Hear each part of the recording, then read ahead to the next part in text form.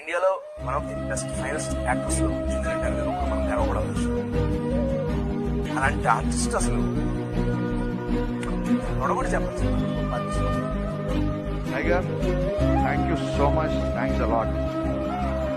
ఒక డైలాగ్ చెప్పాలన్నా, ఒక డాన్స్ మూమెంట్ చేయాలన్నా, ఒక పంచ్ కొట్టాలన్నా సింగిల్ టేక్ లో చేస్తాడు. అద్భుతమైన ఇవన్నీ మీరు విన్నారు, చూశారు, ఇవన్నీ నాకు తెలుసు. నాకు అనిపించిన ఫీలింగ్ ఏంటంటే మళ్ళీ ఇలాంటి హీరో తెలుగు ఇండస్ట్రీలో పుడతాడా? No doubt about it.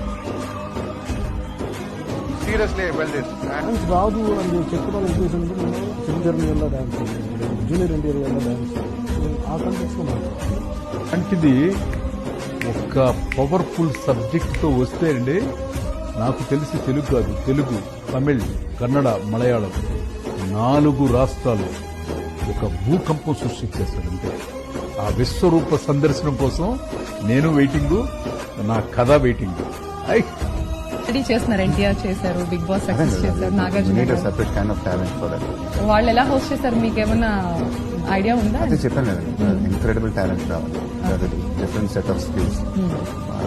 So not a joke doing that. Hats off to them.